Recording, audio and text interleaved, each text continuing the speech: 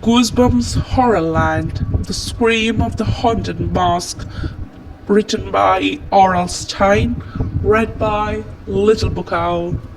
Chapter 1. I clicked on the basement light, then I gripped the iron banister and took a step down. The stairs creaked beneath me. It stomped like a squeaking mouse. I took another step, then squinting into the yellow light. The cold stairs chilled my bare feet. I lifted my long nightshirt so I won't trip over it as I made my way down. In sleep, my straight brown hair had fallen over my face. I brushed it back over my shoulders. My hand trembled with fear. I heard a hum in the basement as ferns clicked on. Another stair squeaked beneath me. I stopped halfway down. What am I doing? Did I say the words out loud? Or did I only think them? Why was I creeping down to the basement in the middle of the night? It wasn't my idea. I didn't want to do it. I was being pulled against my will. Carlipet, Carlipet, as if the terrifying mask was calling my name. The ugly, haunted mask that tried to ruin my life, tried to destroy my brain, tried to turn me evil, and now it was calling me, forcing me down the stairs and across the cold basement floor. Carlipet, Carlipet. I knew I wasn't dreaming. My fright was too real. I switched on the ceiling light.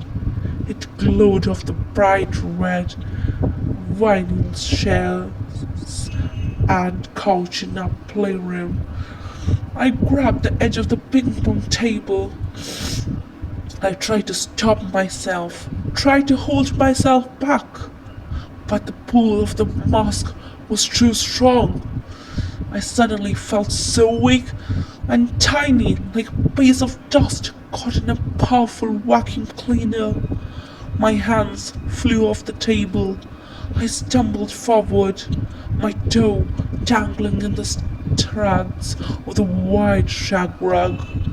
My horse posters, the red wall clock, my brother Noah's old tricycle, the closet door covered with family snapshots, all swept by in a blur as I stragged across the basement to the storeroom against the far wall, to the mountain of cartoon and old furniture and pile of baby toys and old clothes and magazines, the room where I had buried the mask so deep in the stacks and stacks of junk that no one would find it.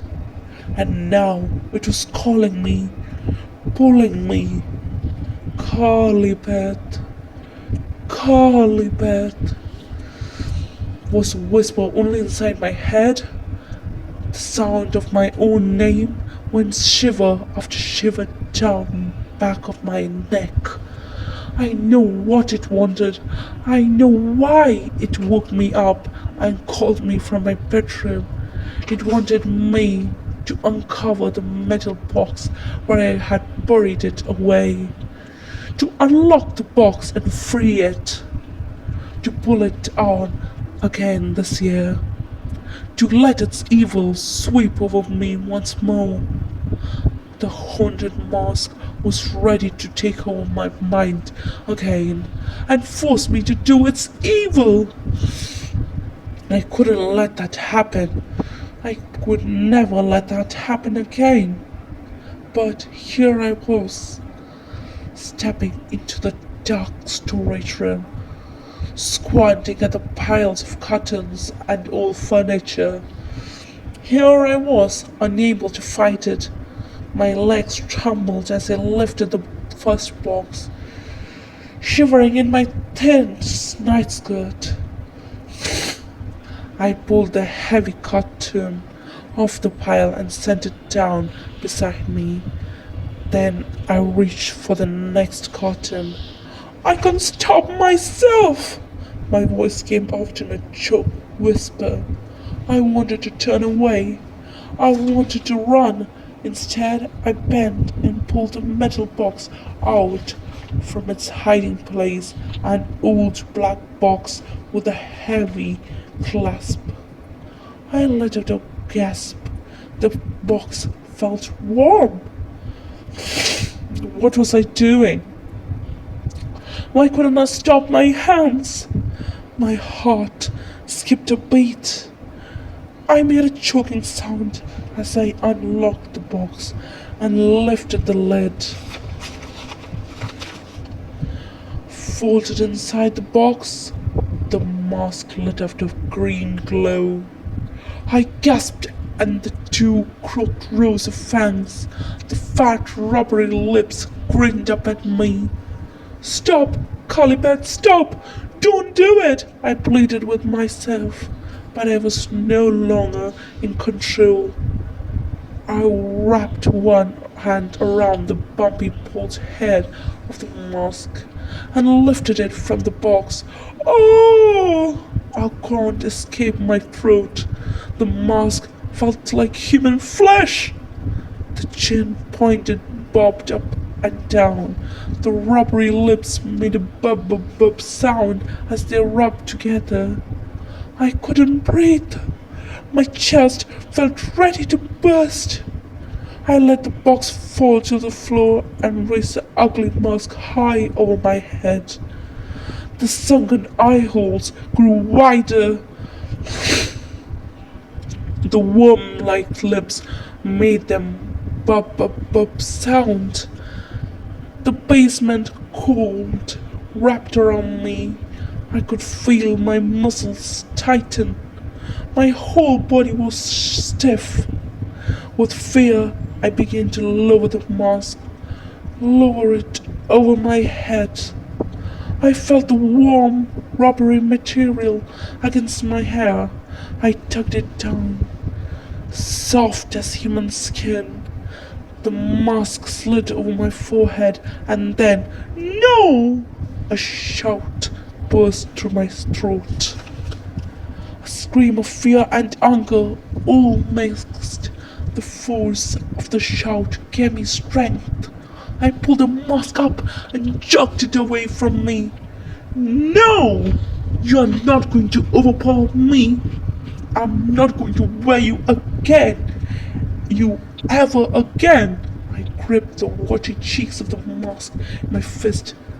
Then I gasped as the mask moved its rubbery, warm lips. Boop, boop, boop.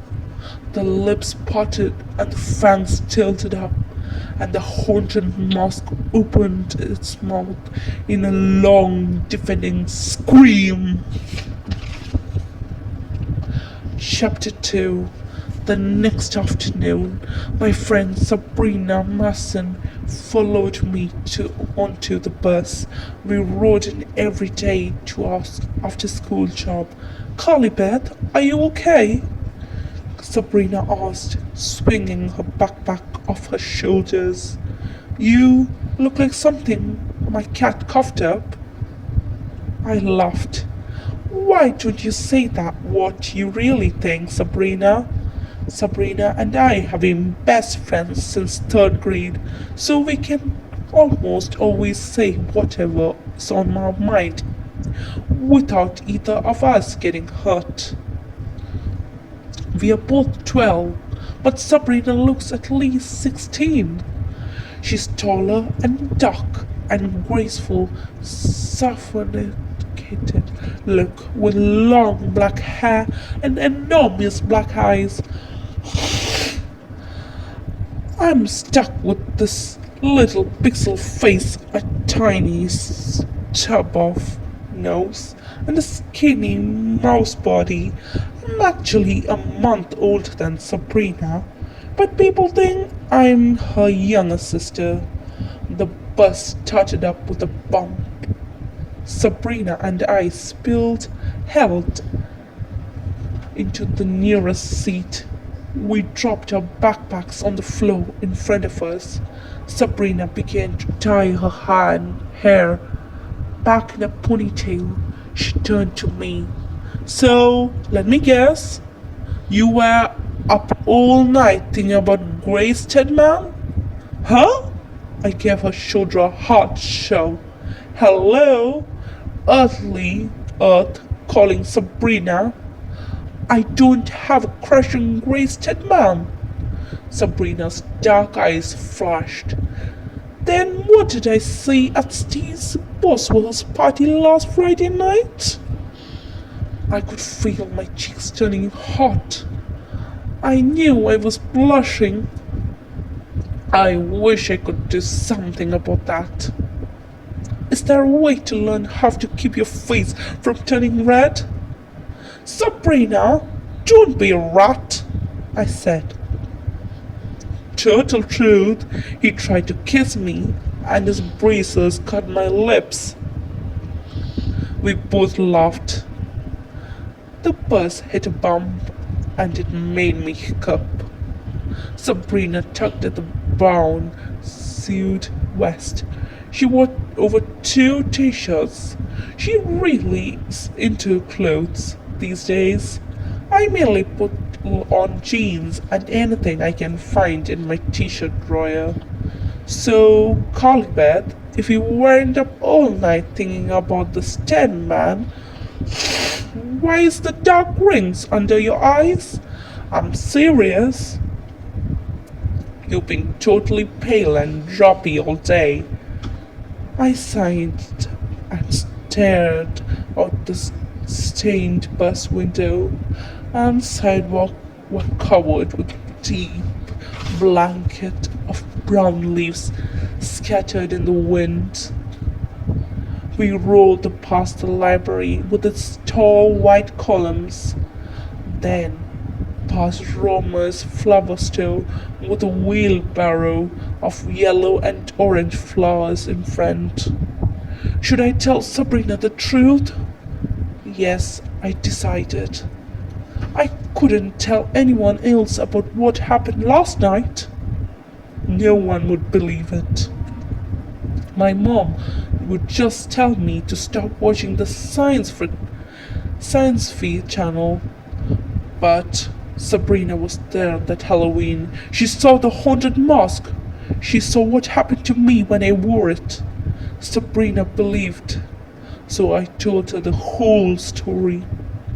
How I woke up wide awake at 3 in the morning. How I couldn't stop myself. I was being pulled into the basement, forced to open the box and take out that ugly mask. Speaking in a hushed voice, I told her how I started to pull it down on my head and how I finally found strength to rip it off and show it away. My voice trembled as I told Sabrina how it took all my strength to stuff the screaming mask back into its box. It didn't stop screaming until I closed the box tight. And by the time I went back upstairs, it was almost time to get ready for school. I was breathing hard when I finished telling Sabrina the story, and I could feel that my face was still bright red. Sabrina had her hand on my arm. She took her head. Listen to me, Carlybeth, she whispered. You have to get the mask out of the house. You are really scaring me. I swallowed. My mouth suddenly felt very dry. But where can I take it? I asked. I don't want anyone to find it. Take it anywhere, Sabrina said, squeezing my arms. Bury it in the woods. Throw it in the river. But what if it floats? I said. What if someone fishes it out and puts it on? I can't let that happen to anyone else, Sabrina. It's too terrifying. When I wore it, it changed me. You remember? I turned angry and evil. We couldn't pull it off. The mask attached itself to my skin. Shh! She raised a finger to her lips. Of course I remember, she said. She held up both hands. Her plastic bracelet rattled. Look, I'm shaking. I'm shaking all over. That's why you have to get that thing out of your house. The mad memories flooded over me. You can only defeat it with a symbol of love, I muttered. Sabrina stared at me. Huh?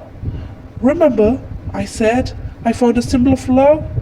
That's the way to remove the mask from your face and to stop its evil. Sabrina shuddered. Can we stop talking about it? You're totally creeping me out. Change the subject. I want to hear about Grey Stepman. But I couldn't stop. Only what good thing came from that Halloween, I said. The haunted mask changed me. After all that horror, I'm not the same person anymore. Sabrina rolled her eyes. It's true, I insisted. You remember, I was class scaredy cat. I was afraid of my own shadow, really. But after defeating that evil mask, I'm different, Sabrina. I'm not scared anymore. And then something warm and dry curled around my neck. A snake with glowing yellow eyes slit around my throat. It raced into my head and opened its jaw wide. Chapter 3. The snake jerked its head back and closed its jaw. I heard laughter behind me. I wrapped my fingers around the snake and gently pulled it off my neck. Then I turned to the two boys seated behind me. Scared you? Chuck Green shouted. He and his buddy, Steve Boswell, he jowled some more and touched Knuckles. I ran my fingers up and down the snake, petting it lightly. Then I handed it back to Chunk. I know you bought Herbie in for science class today. I told him. No big deal. I twisted around in the seat so I could look at the two of them. Your jokes are lame. Give it up, dudes. You can't scare me anymore. For some reason, they thought that was a little riot. You look like two grinning baboons, Sabrina said. They either scratched their armpits and eeing like monkeys. Chunk and Steve aren't related, but they look like brothers. They're both tall and thin, with straight brown hair, dark brown eyes, and the same goofy grin. They dress alike too. They always wear baggy faded jeans and long sleeved t-shirt. I don't know why, but all they want to do is scare me and make me scream. They just don't realize how different I am now.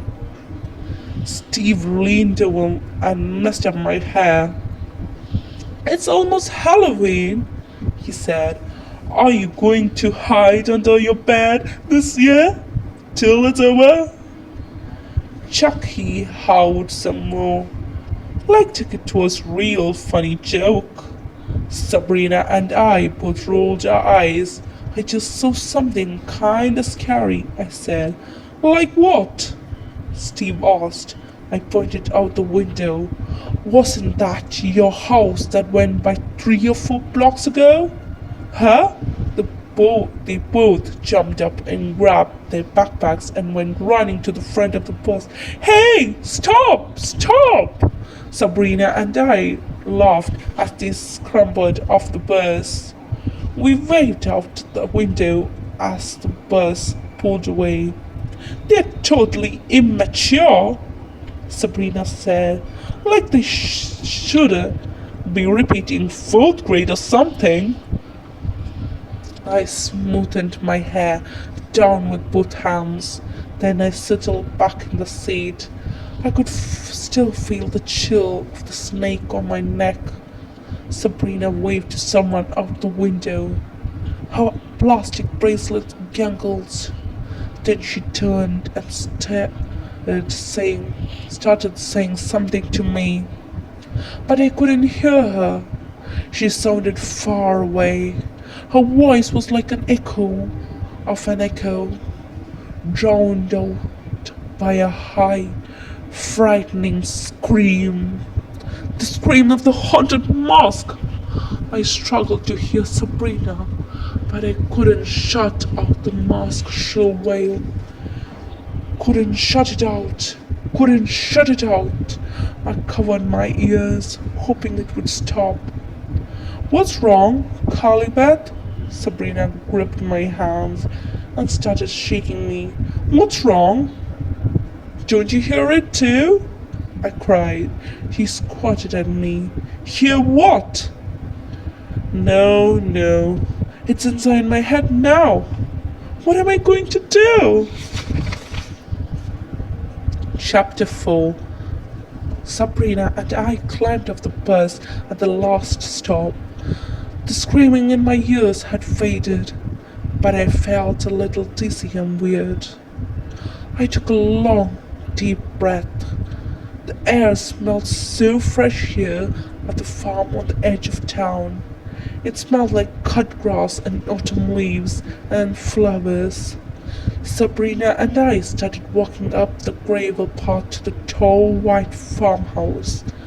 The window in the front of the house glowed red in the late afternoon sun. The house stood in the middle of a wide green pasture. Beyond the pasture stood a big apple tree orchard. Our shoes crumpled over the gravel. We passed the red and white sign that read, Tumbledown Farms. A cool October breeze rattled the sign.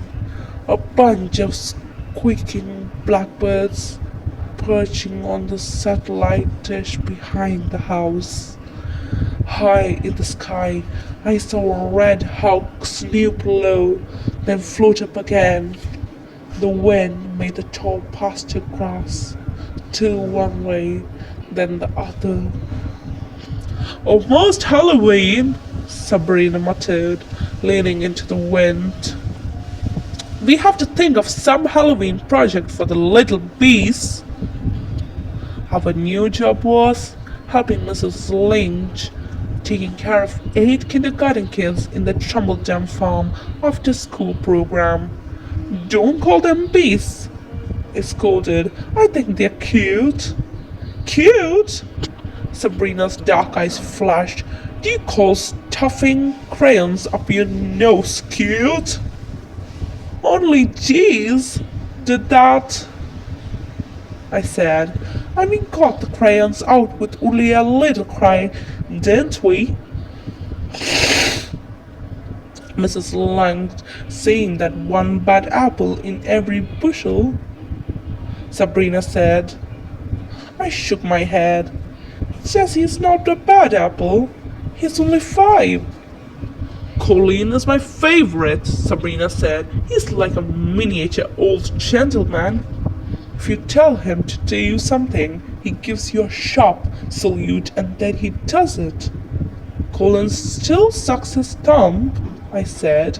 She argued, no one's perfect. Angela is perfect, I said. With those red curls and green eyes, she could be a kid, supermodel or something. Super spoiled, you mean? Sabrina replied, the way she has to sit in your lap. She's sweet, I said. You're just jealous. We climbed up the wooden steps to the front front porch and scraped our shoes onto the welcome mat. I could hear the kid's voice inside, high and shrill. Some kind of argument. I could hear Jeez trying to outshout the others. Tumble Farm is one of the oldest farms in the state. My dad told me it used to be a real working farm where they grew potatoes and tomatoes and corn and a lot of other crops. But the farm family sold it and moved away a long time ago. Now it's a place people go to on weekends, almost like theme parks. There's the Apple Orchard, a petting zoo, 2 restaurants, an art gallery, a big souvenir shop, hay riders, and a kids club. I pushed open the door and we stepped into the front room. Warm air washed over my face. I took a deep breath. The house smelled like chocolate. Mrs. Link always baked chocolate cookies on Friday. Give me it! I heard Jessie shouting from the playroom. Sabrina and I tossed our coats and the backpack down on the bench near the door and hurried to the playroom. The first thing I saw was Angela sitting at the art table, crying. An overturned cup in front of her. A big puddle of chocolate milk splattered over the table. I turned to the window and saw Jessie and Harmony having an anger tough war with a red plastic frisbee. Give me it! Give me it! Jessie was fierce. Laura Henry ran into the room carrying a roll of paper towels. She leaned over Angela and started to mop up the spilled chocolate milk. When she saw Sabrina and me, she let out a sigh of relief. Thank goodness you're here, she said. The kids are totally wired today. I think it's full moon or something. I laughed. Laura, it's still daytime, I said. I crossed the room to Jessie and Harmony to see if I could settle the frisbee war. Sabrina carried some tissue over to Howard, who was screaming that he had to blow his nose. Where's Mrs. Lunch? I asked. She had a problem at one of the restaurants, Laura replied. She left me a charge. She blew a strand of her hair off her forehead. But then things got out of control. Laura is 12, our age. She is short and thin and has a very pale white skin, silvery grey eyes, and long tangle of white blonde hair that she constantly pushes back or untangles or twisting with her fingers. Today she wore a short denim skirt over black leggings and a red and white tumbled down farms sweatshirt with sleeves rolled up to her elbows. Laura doesn't go to our school. She goes to a private school. I think she lives close to the farm. She helps Mrs. Lunch with the after-school program and a lot of other chores. She's a kind of hard to get to know. I think she's very shy. I took the frisbee from Cheese and Harmony and swung it back behind my back. No frisbees in the house, I said. Let's do something else, okay? Harmony sped away to join Angela at the art table. Jessie took a step back. Suddenly, his eyes went wide and his mouth twisted in horror. He pointed up at me. Your face! He cried. Carly Bet, your face! Why, it's so ugly! I let out a gasp. What was he staring at? The mask? How could that be? Chapter 5. I struggled back. I raised my hands to my cheek. Jesse burst out laughing. Gotcha! He gave me a hard show. Gotcha, Calibet! He did a crazy dance around the room, laughing like a wild man. I felt like a total jerk. How stressed was I? I let a 5-year-old frighten me. Get a grip, Calibet. Mrs. Lunch came trotting in. She never walks, she runs. She's a tall, heavy woman and looks older than my parents, with bright orange hair, rosy cheeks, and green eyes. She wears baggy plaid flannel shirt, long skirts down to the floor, and cowboy boots. She is a total energy machine. I've never seen her sit down, and she talks as fast as she moves. What are you all doing indoors on such a beautiful day? She boomed. She gathered up empty drinks cups. Get outside. Smell that fresh farm air. She picked something out of Colin's hair. She patted Angela's cheeks. I know what. Go pick apples. They've fallen off the trees. Get the buckets behind the house. Fill them up. Here. Go on. Get. She practically shooed us out. Sabrina followed me out of the door. This is a good idea, she said. Let them blow off some steam. Well, that's exactly what they did. The kids went tearing across the pasture, shouting and pushing one another, dancing and screaming. Sabrina and I grabbed buckets and ran after them. Hey, stick together! I shouted. I followed them into the thick tangle of apple trees. Stick together! Don't get lost! The air grew cooler as we moved until the shades of the tree, and the ground thickened with leaves grew all soft and squishy.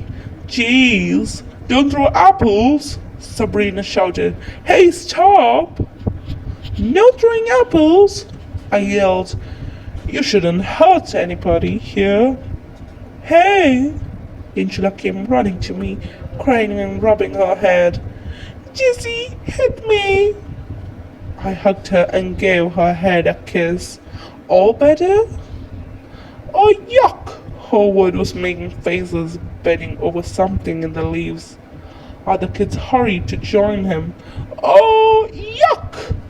That's sick! I hurried over to them. Jessie was poking something with a stick. A pierced down. A rotted apple buzzed with purple worms. Birth! Howard groaned. Think I'm going to birth? He held his hand over his mouth. I took him gently by the shoulder and moved him away. Just don't look at it, I said. You'll be fine. Sabrina and I shooed everyone away from there. They took off again, shooting and spinning through the trees. I held up 2 buckets in front of me. Hey, doesn't anyone want to pick up apples? We came here to pick up apples, Sabrina shouted. Hey, anyone? An apple sails past my head. Several kids laughed. Stop it, Howard! I heard Harmony shout. That's not funny! I couldn't see her. She stood behind the trunk of an apple tree. I could hear the crackle of leaves all over as the kids ran in every direction. Ever get that helpless feeling, Sabrina? Asked me.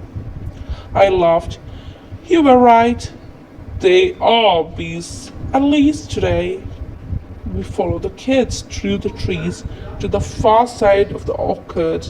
Some of them were jumping over a low wooden fence they had fallen over. A field of tall grass weeds stretched beyond the fence. And in a corner of the field, I squinted in the late afternoon sun, a red ball just above the trees. What is that? I asked Sabrina, who stepped up beside me. It looks like a long house or shed, but what would a house be doing way back here? It's a stable, Sabrina said. She shielded her eyes from the sun with one hand. It's been abandoned for years. It's falling down. Yes, the windows were all broken. One wall had fallen in.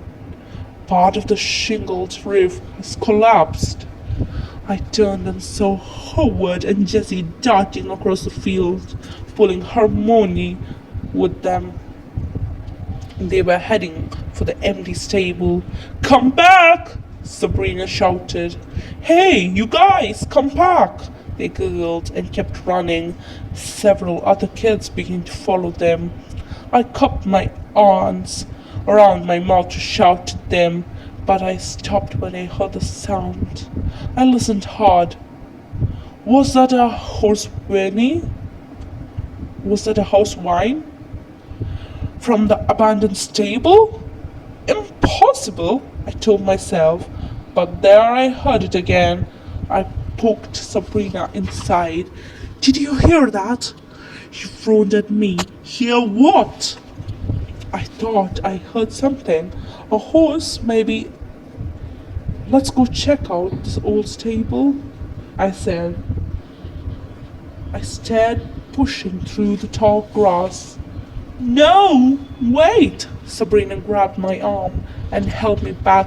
Colibet, I know you love horses, but the stable looks dangerous. It's falling down. We should stop the kids. We have to get them back to Mrs. Lunch. Come on, we'll just take a quick peek, I said. I grabbed Sabrina's hands and started to drag her through the field. We didn't get far. After 5 to 6 steps, we both heard a frightened voice yelling from behind us. No, don't go there! Chapter 6.